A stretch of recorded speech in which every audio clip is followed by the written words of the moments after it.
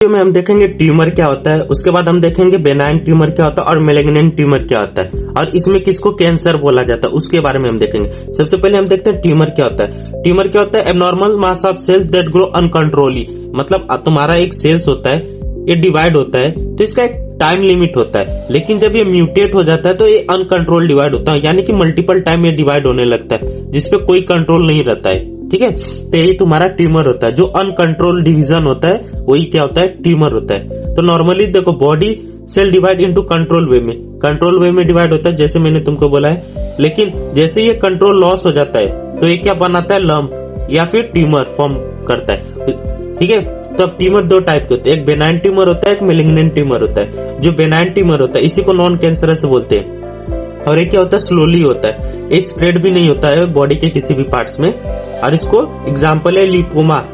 और जो malignant tumour होता है वो क्या होता है? कैंसरस होता है, यानी कि ये बहुत ही तेज ग्रो होगा और फास्ट। ठीक है, और ये आसपास के जो भी टिश्यू होते हैं, सेल्स होते हैं, उनको क्या करेगा? डैमेज कर देगा। और ये हमारे बॉडी में क्या होता है? स्प्रेड होता है, एक जगह से दूसरे जगह पे क्या होता है? स्प्रेड होता है। इसके थ्रू ब्लड और लिम्फेटिक सिस्टम के थ्रू ये क्या होता है? पूरे बॉडी में स्प्रेड होता है। अब देखते हैं मैलिग्नेंट ट्यूमर यानी कि कैंसर कैसे स्प्रेड होता है। कैंसर क्या होता है? जैसे मैंने बताया ना, ये भी uncontrol abnormal growth of cell mass होता है। ठीक है, ये आसपास के जो भी बॉडी टिश्यूज होते हैं उनको डैमेज करता है। ये ट्यूमर का ही फॉर्म है तो सेम डेफिनेशन होता है, बस याद रखना ये आसपास के जो टिश्यू होते हैं उसको डैमेज करता है। बेनाइन क्या करता है? डैमेज नहीं करता, एक जगह सिर्फ इकट्ठा होता है, लेकिन कैंसरस सेल्स आसपास के टिश्यू को डैमेज करता है, बस इतना ही फर्क है। अब ये स्टार्ट कैसे होता है? डीएनए में म्यूटेशन होने की वजह से क्या होता है? ये अनकंट्रोल हो जाता है।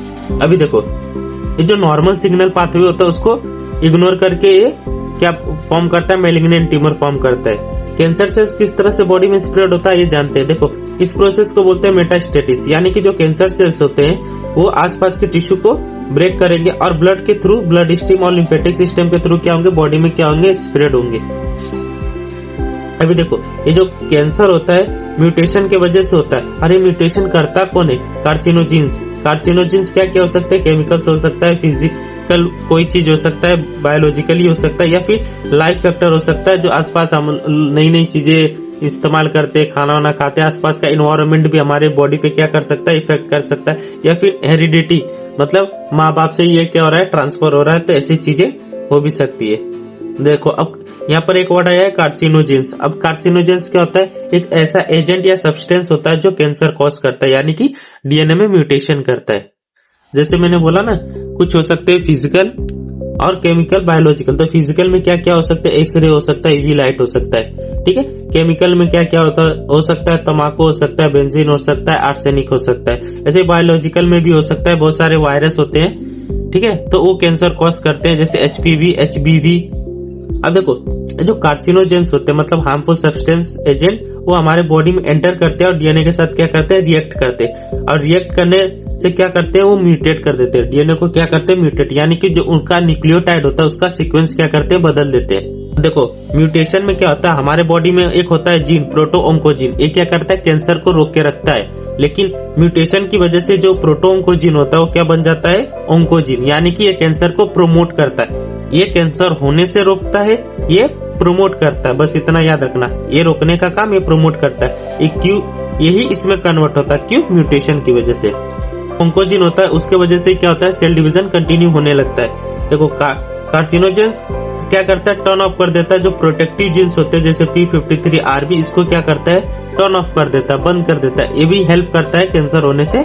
जीन है ये क्या करते हैं? डीएनए रिपेयर में हेल्प करते हैं अगर डैमेज हो जाता है। लेकिन ये टर्न ऑफ होने की वजह से और इसका कन्वर्ट होने की वजह से ये क्या होता है? जो सेल डिवीजन होता है वो रोका नहीं जा सकता, उसको नहीं रोक पाते हैं, और ना ही डीएनए क्या होता है? रिपेयर नहीं हो पाता है, जिस वजह से क्या होता है? कैंसर होने लगता है। कैंसर सेल्स हो तो कंटिन्यू डिवाइड होते रहते हैं। अगर बॉडी के जो भी व्हाइट ब्लड सेल्स होते हैं वो क्या करते हैं? रोकने का भी कोशिश करेंगे तो भी नहीं रुकेगा, वो हमेशा डिवाइड होते रहेंगे।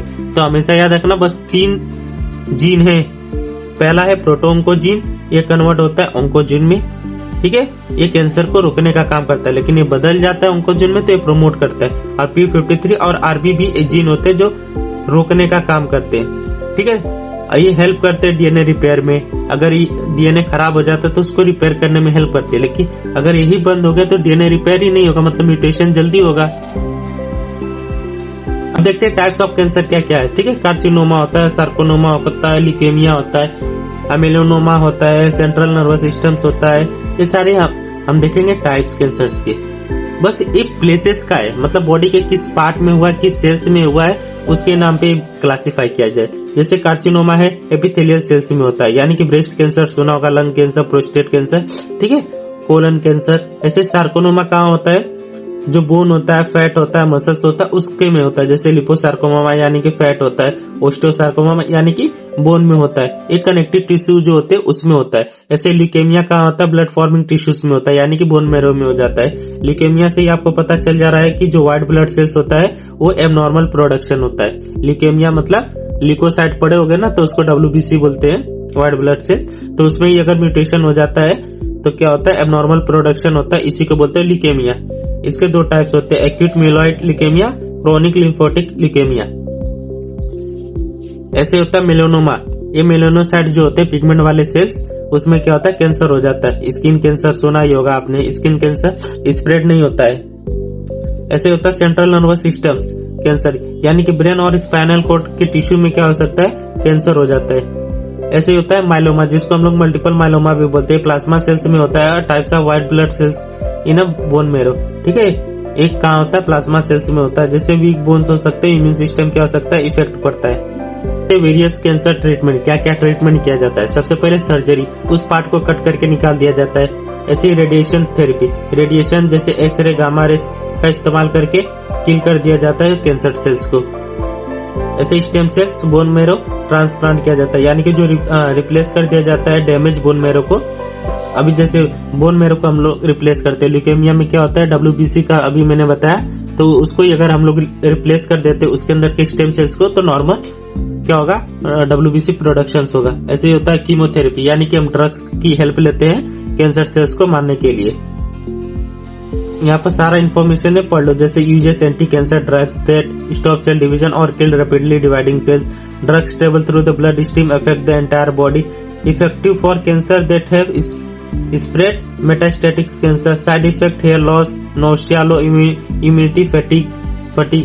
तो ये सारी चीजें मैंने ऑलरेडी लिखा है, बस इतना याद रखो। यहाँ पर ड्रग्स का इस्तेमाल किया जाता है, यहाँ पर उस पार्ट को कट कर दिया जाता है, इसमें रेडिएशन की मदद से क्या किया जाता है, सेल्स को मार दिया जाता है, कैंसर सेल्स को। और स्टेम सेल्स यानी बोन मैरो थेरेपी में क्या किया जाता है, उस पार्ट को निकाल के नॉर्मल सेल्स जो स्टेम सेल्स होते हैं, स्टेम सेल्स के पास ऐसी एबिलिटी होती है कि वो कुछ भी फॉर्म कर दे। अगर तुम्हारे ब्लड सेल्स फॉर्म करने, स्किन फॉर्म करने, तो फॉर्म कर देते हैं, उनके पास पोटेंसी लेवल होता है। ऐसे जीन थेरेपी होता है, इम्यूनोथेरेपीज होता है, हार्मोन थेरेपीज होता है। ये सारी चीजें तुमको पता होना चाहिए। इसमें एम क्या होता है, रिप्लेस किया जाता है या फिर रिपेयर किया जाता है डिफेक्टिव जीन को, जो रिस्पॉन्सिबल होते हैं कैंसर से। तो जीन को ही हम क्या करते हैं, रिप्लेस कर देते हैं या फिर रिपेयर कर देते हैं, जो कैंसर कॉज होता है। अभी मैंने बताया ना, प्रोटो-ऑन्कोजीन में कन्वर्ट हो जाता है P53, तो उसको क्या करते हैं, रिप्लेस करते हैं या फिर रिपेयर कर देते हैं। ऐसे इम्यूनोथेरेपीज होता है, इसमें क्या किया जाता है, जो हमारे इम्यून सेल्स होते हैं उसको स्टिमुलेट किया जाता है, यानी कि उसको प्रोमोट किया जाता है कि जल्दी से उसको ताकतवर बनाते हैं, बस ऐसा समझ लो। उसको क्या करते हैं, ताकतवर बनाते हैं, जिस वजह से वो कैंसर सेल्स को मार सके। देखो, कैंसर्स होते हैं जो हार्मोन्स पे डिपेंड होते हैं। अगर हम हार्मोन्स को ही क्या करते हैं, ब्लॉक कर देते, तो कैंसर स्प्रेड नहीं होगा, फॉर्म ज्यादा नहीं होगा, बस यही होता है। सिर्फ एक एक चीजें याद रखो, इसमें काट के निकालना, इसमें रेडिएशन की मदद से सेल्स को मारने हैं, यहाँ पर ट्रांसप्लांट किया जाता है, रिप्लेस कर दिया जाता है, और कीमो में ड्रग्स दिया जाता है। जीन में रिपेयर किया जाता है या फिर रिप्लेस किया जाता है, जीन को किया जाता है। इम्यूनोथेरेपी में क्या किया जाता है, स्टिमुलेट किया जाता है, यानी इनहेंसमेंट किया जाता है। जो इम्यून सेल्स होते हैं, इम्यून सिस्टम, उसको इनहेंस किया जाता है। हार्मोन थेरेपी में क्या किया जाता है, हार्मोन को ब्लॉक कर दिया जाता है। कुछ कैंसर्स होते हैं जिनको डेवलप होने में हार्मोन्स की जरूरत होती है।